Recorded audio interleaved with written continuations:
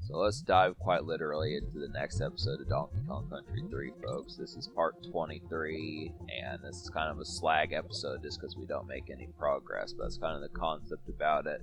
This would have to say, like, I'm going to try some tricks within these next few episodes here, but something I did notice is just the fact that there actually is a swordfish sign, so I'm just kind of curious if that would actually be able to knock out some of these enemies and get us through this stage a little bit quicker. Now, you have to, at least, of course, do a certain portion of the stage, but I just question how far I could actually get with it. But, you know, of course, if you think that you could just fly through it with just the swordfish, well, nope, they've got that base covered too.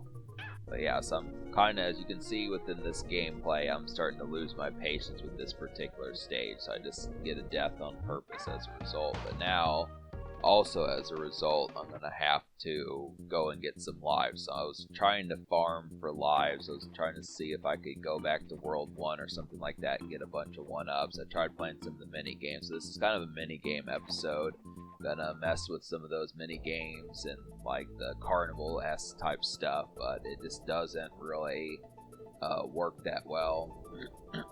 But it's just kind of a slag episode. So basically these next few episodes, what I'm going to wind up doing is I'm just going to record another segment, which I'm going to probably record like 20, 25, 30 minutes of gameplay. So it'll probably result in about 3, 8, 9, or 10 minute episodes. And that's just what's going to happen. If I can't beat Poisonous Pipeline, I'm just going to get the Game Genie. I'm just going to do it that way, and we'll get these last 2 stages done so we can get this pretty much set on the road.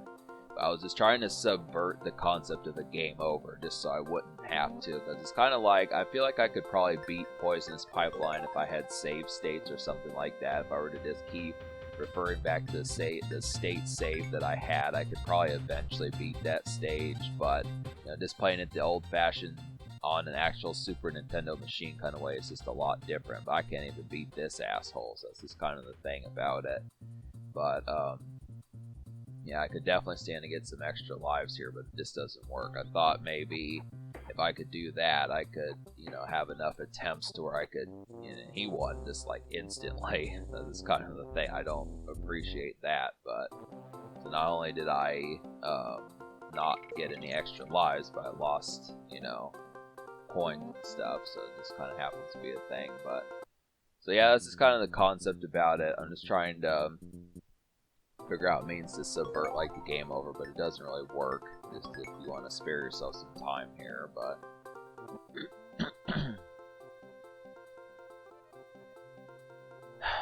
so yeah, it's just a pretty mellow day just as far as stuff's going. Still watching the news and stuff, just typical kind of stuff.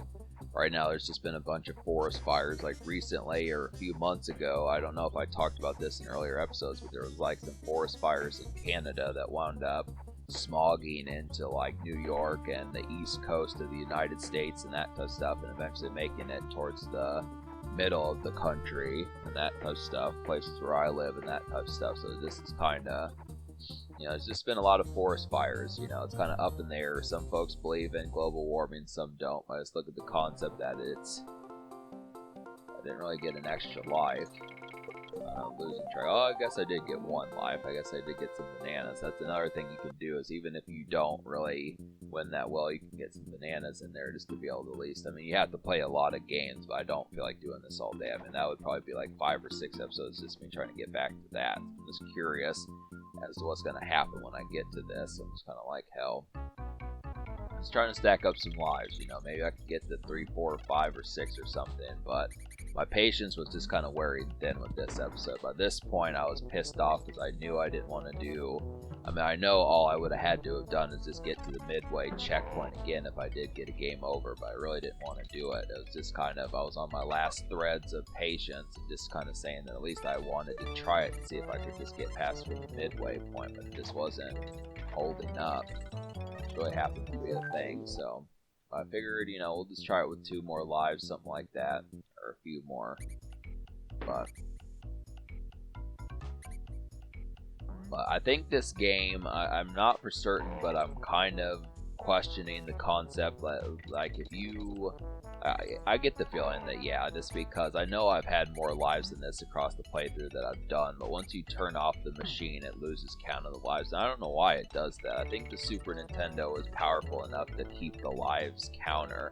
You know, you would think that it would, because I just don't see the point in getting all those bonus lives. I think they just want you to effectively kind of beat the game in one sitting, but I just, you know, it's kind of odd that you wouldn't be able to keep the lives if you actually do manage to do it, because you just have to factor in whether or not sleep is a factor, work is a factor, or something like that. But then that's another thing that wound up pissing me off, is I just couldn't get back up the railing. I don't know why that happened, you know.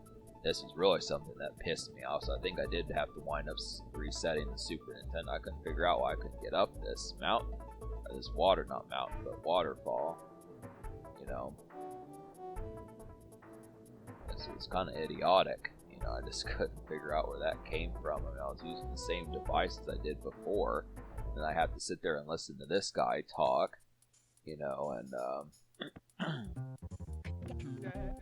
and then I pressed the wrong buttons, and then I had to do it again. So this is just kind of a screwy kind of episode, I just would have to say. But regardless of that, we'll get back to some more progress next time. We'll see if we're able to beat this stage. But yeah, I just don't know what happened there. I mean, I'm not terribly familiar with the game as much as I was like 20 years ago, so I couldn't figure out why I couldn't get back up the waterfall. I mean, it didn't make sense. So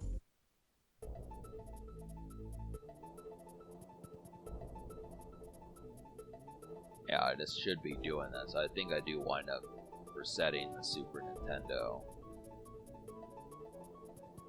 So like I said, this is just kind of a Slag episode. I just look after just being able to say that's kind of the concept about it. It's just, you know, some lollygagging and that type of stuff, but you just have to look after it. It's just kind of, I don't know why this happened. I mean, it just really felt like, I don't know if the game glitched or something, because I mean, obviously I beat all the boss characters, so I just eventually got pissed off and reset the machine, and then I was like, hell.